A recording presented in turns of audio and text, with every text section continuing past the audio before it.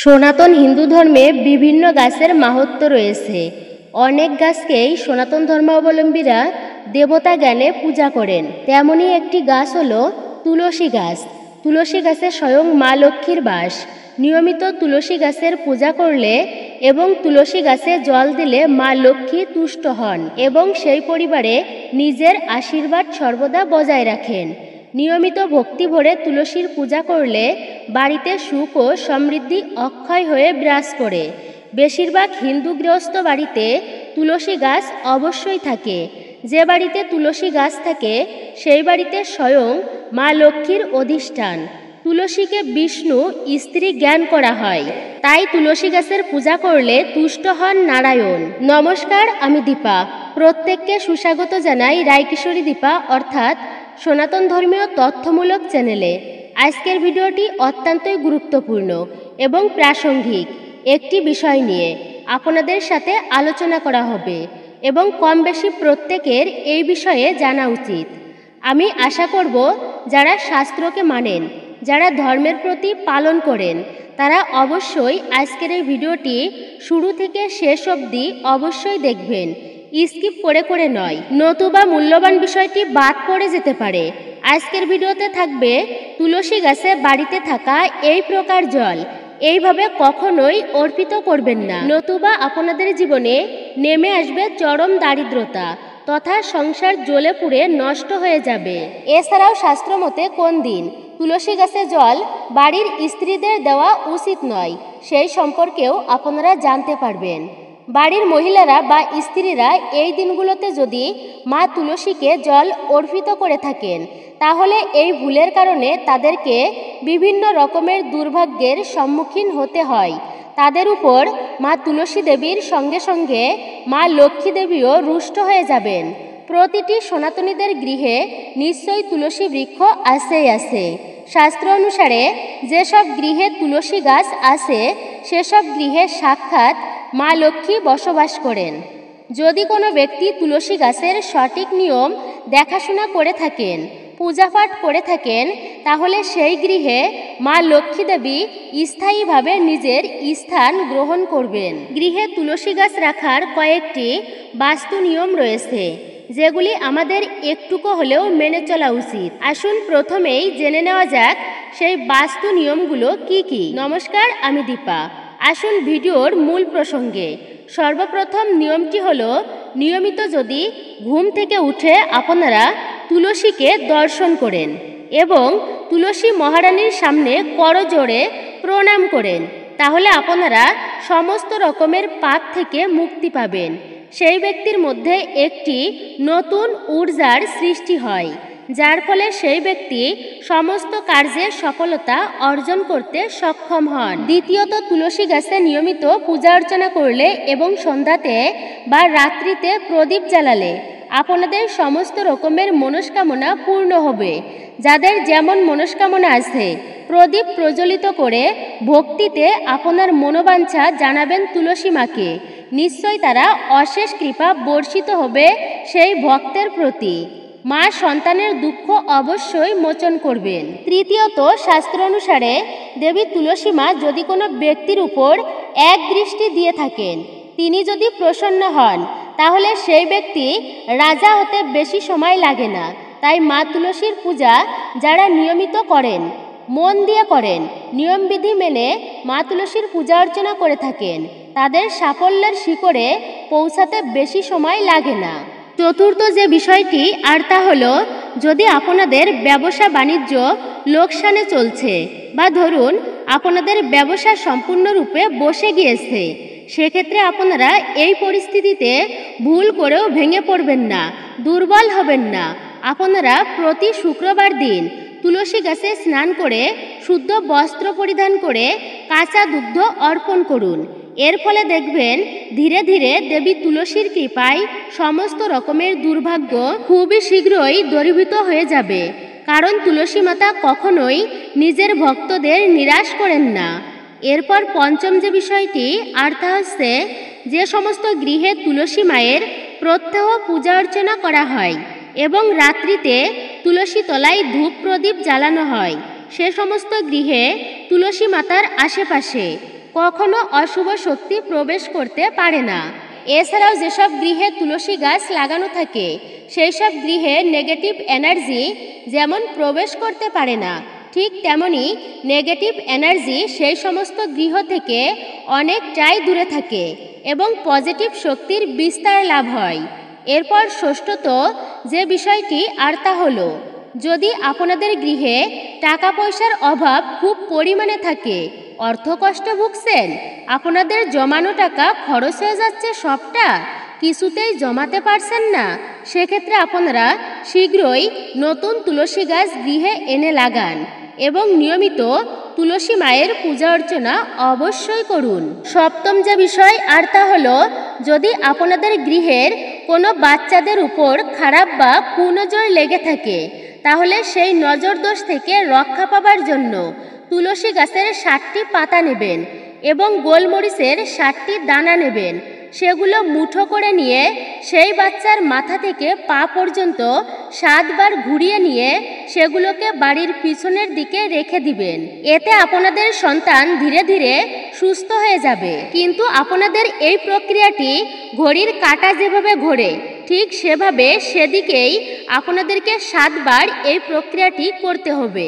অষ্টম যে বিষয় আর তা হলো, আমরা প্রত্যেকেই জানি ভগবান শ্রীবিষ্ণু, শ্রীহরি এবং শ্রীকৃষ্ণের পূজাতে যদি তুলসী পত্র না দেওয়া হয় তবে সেই পূজা কখনোই সম্পূর্ণ হয় না।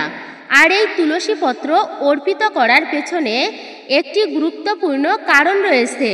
শাস্ত্রমতে এমনটি বলা হয়ে থাকে, যদি ভগবানকে দেবার মতো ব্যক্তির কিছুই না থেকে থাকে সেক্ষেত্রে শুধুমাত্র তুলসী পত্র অর্পিত করলেই ভগবান শ্রীকৃষ্ণ শ্রীবিষ্ণু সেই ভক্তের প্রতি অত্যন্তই প্রসন্ন হন এবং ভক্তের সমস্ত রকম দুঃখ কষ্ট স্বয়ং পরমেশ্বর ভগবান মোচন করে দেয়।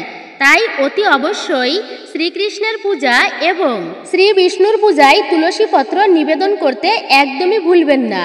তবে একটি বিষয় মাথায় রাখবেন, প্রভু শিবের পূজাতে এবং শ্রী গণেশের পূজাতে তুলসী পত্রের ব্যবহার ভুল করেও করবেন না আপনারা, এতে দোষ লাগে এবং মহা পাপের ভাগী হতে হয়, মহা পাপ হয়। এবার নবম বিষয়টি হলো, আপনাদের সমস্ত রকমের দুশ্চিন্তা একেবারেই দূর করার জন্য এবং সমস্ত রকমের শারীরিক সমস্যার হাত থেকে রেহাই পাবার জন্য সন্ধ্যার আগে তুলসী গাছের 4 থেকে 5টি পাতা তুলে নেবেন এবং রাতে ঘুমানোর আগে বালিশের নিচেই সেই পাতাগুলি রেখে দিয়ে তাই ঘুমাতে যাবেন। ঘুম থেকে উঠে সেই পাতাগুলি খেয়ে নেবেন। দেখবেন আপনাদের সমস্ত রকমের সমস্যা ধীরে ধীরে দূরে সরে যাচ্ছে, আপনারা অখণ্ড সুখের সন্ধান পাবেন। জ্যোতিষশাস্ত্র মতে বলা হয়ে থাকে যে তুলসীর মালা যদি আপনারা গলাতে ধারণ করতে পারেন তাহলে বুধ গ্রহ এবং গুরু গ্রহ বৃহস্পতি বলবান হবে। এছাড়াও বলা হয়ে থাকে জ্যোতিষশাস্ত্র মতে তুলসী মালা যদি আপনারা গলায় ধারণ করে থাকেন তাহলে আপনাদেরকে সমস্ত রকমের সুখ প্রাপ্ত হয়ে থাকে, কোনো রকমের অশুভ শক্তি আপনাদের ধারের কাছেও আসতে পারে না।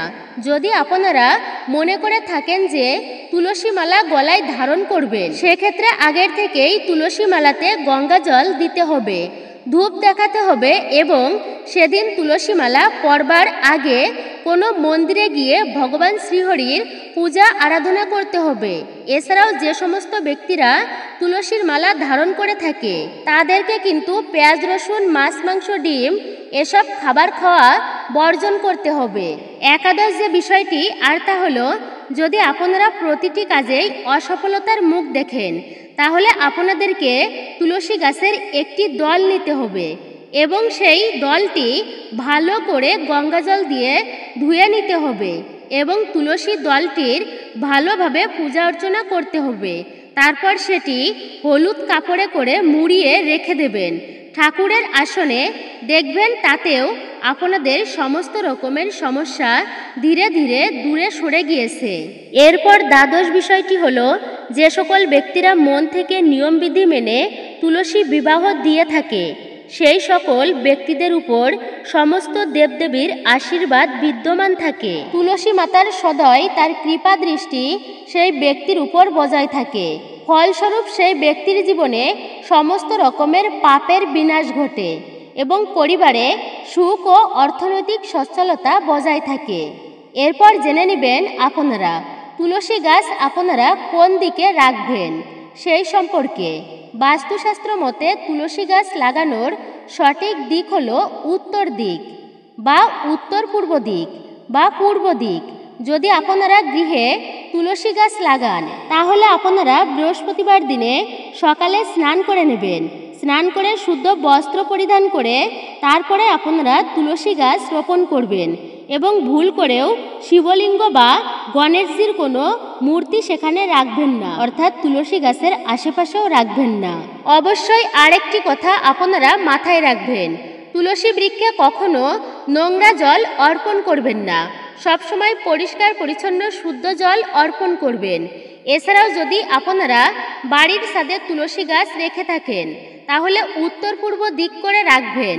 দক্ষিণ পশ্চিম দিকে শ্যামা তুলসী গাছ রাখতে পারেন। দক্ষিণ দিকে যদি আপনারা শ্যামা তুলসী গাছ রেখে থাকেন তাহলে বাস্তুদোষ কেটে যাবে গৃহের। এছাড়াও যতটা পারবেন চেষ্টা করবেন বাড়ির ছাদের উপরে তুলসী গাছ না রাখার। এতে তুলসী বৃক্ষের যত্ন ঠিকঠাকভাবে হয় না এবং প্রচণ্ড রোদে তুলসী গাছ কিন্তু মারাও যেতে পারে। সুতরাং আপনারা এই বিষয়টি অবশ্যই একটু লক্ষ্য রাখবেন। একান্তই যদি আপনাদের বাড়িতে যদি কোনো জায়গা না থেকে থাকে তাহলে আপনারা কলা গাছের নিচেই তুলসী গাছ রাখতে পারেন। কলা গাছ এবং তুলসী গাছ একত্রে রাখবেন এবং দুটি বৃক্ষকেই একটি মৌলি সুতা দিয়ে বেঁধে রাখবেন। এর ফলে আপনাদের কোনো প্রকার বাস্তুদোষ হবে না। এছাড়াও অনেকেই প্রশ্ন করে থাকেন যে মহিলাদের যখন বিশেষ অপবিত্র অবস্থা শুরু হয় সেই সময় তুলসী গাছে জল দেওয়া উচিত কিনা, তুলসী বৃক্ষের পূজা করা উচিত কিনা। তবে জেনে নিন এই বিষয়ে, মহিলাদের ঋতুমতী কাল যখন শুরু হয় সেই সময় মহিলারা অপবিত্র অবস্থায় থাকে। তাই ওই সময়টিতে এমন কিছু নিয়ম রয়েছে যা প্রত্যেকের মেনে চলা উচিত। যেমন ধরুন, বিশেষ অপবিত্র অবস্থা শুরু হওয়ার থেকে আষাঢ়ে হাত দিবেন না। বলা হয়ে থাকে এ সময় আষাঢ়ে হাত দিলে আষাঢ় নষ্ট হয়ে যায়। কোনো মন্দিরে যাবেন না, চৌরাস্তার মোড়ে যাবেন না, গাছে জল দেবেন না, কোনো ধার্মিক অনুষ্ঠানে যোগদান করবেন না। ঠিক তেমনি আপনারা এই সময়ে তুলসী গাছেরও জল অর্পণ করবেন না। তুলসী গাছে তুলসী গাছ স্পর্শও করবেন না। এমনকি তুলসী গাছের আশেপাশেও যাওয়া উচিত নয়। দূর থেকে আপনারা প্রণাম করবেন তুলসী মাতাকে, তাতে কোনো সমস্যা নেই। আপনারা যদি এরকম একটা পরিস্থিতিতে তুলসী মাকে স্পর্শ করেন বা জল দেন তাহলে কিন্তু তুলসী গাছ আপনাদের গৃহে শুকিয়ে যাবে। যদি বাড়িতে তুলসী গাছ রেখে থাকেন তবে তুলসী গাছের দেখাশোনা খুবই যত্ন সহকারে করতে হবে এবং এই প্রত্যেকটি বিষয় যেগুলি আমি এই ভিডিওতে বলেছি সেই বিষয়গুলি আপনাদেরকে একটুকু অবশ্যই মেনে চলতে হবে, কারণ প্রতিটি কথাগুলো শাস্ত্রীয় বিধান অনুযায়ী আপনাদেরকে জানানো হলো। হরে কৃষ্ণ কৃষ্ণ কৃষ্ণ হরে হরে, হরে রাম রাম রাম হরে হরে। জয় শ্রীকৃষ্ণ, রাধে রাধে। জয় মা তুলসী দেবীর জয়। তো এই ছিল মূলত আমাদের আজকের ভিডিওটি আপনার কাছে কেমন লাগলো তা কমেন্ট করে নিজের মতামত জানাতে একদমই ভুলবেন না। যদি ভালো লেগে থাকে তাহলে অবশ্যই একটি লাইক করবেন। কমেন্টে ভক্তি, ভালোবাসা ও শ্রদ্ধার সহিত জয় মা তুলসী দেবীর জয় অথবা আপনার গুরুদেবের নামটি একটি বারের জন্য হলেও লিখে জানাবার জন্য অনুরোধ রইল। চ্যানেলে নতুন হলে অবশ্যই চ্যানেলটি সাবস্ক্রাইব করবেন। পাশে থাকার নোটিফিকেশন বেল বাটনটি অল করে দিবেন। অবশ্যই একজন সনাতনী বোনকে আপনারা সাপোর্ট করবেন আমি আশা রাখছি। আশা করছি আপনারা একটুকু হলেও সমৃদ্ধ ও উপকৃত হয়েছেন। তো সকলে ভালো থাকুন, সুস্থ থাকুন, পরম করুণাময় ঈশ্বরের অশেষ কৃপায়। জয় শ্রীকৃষ্ণ, রাধে রাধে।